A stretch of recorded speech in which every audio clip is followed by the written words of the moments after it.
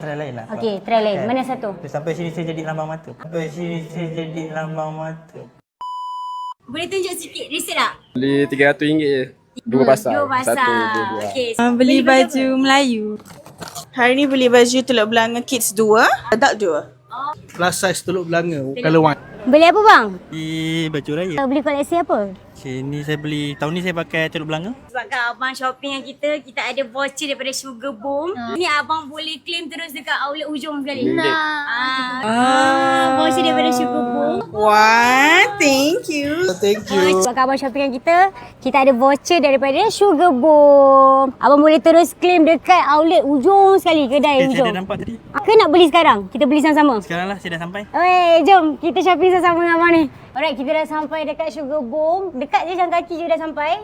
Jom bang, dia shopping perfume. Abang bagi tahu abang nak perfume macam mana. Abang suka perfume macam mana? Yang ada tak yang manis? Abang cari apa tadi? Sweet kan? Sweet and keras sikit.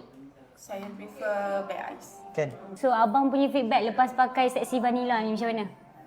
Feedback saya memang saya terus setia lah. Faham? Dia punya long lasting tu tahan berapa lama? Tak payah tanya SA lah, tanya abang terus. Abang memang consumer lama kan? lah kalau biasa saya kerja kan. Balik malam tu Still bau? Still bau.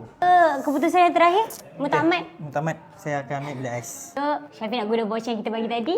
109 tolak RM10. Jom, bayar Syafiq. Dapat perfume raya. Syafiq nak guna voucher Okay, Kak, saya nak guna voucher yang saya dapat ni. Boleh? Okay. So, RM109 tolak RM10 Betul. Jadi RM99 lah. Thank you. Okay, thank you saya beli. Syafiq dah dapat perfume Perfume raya. raya. Thank you Sugar Boom dan Bulan Bintang.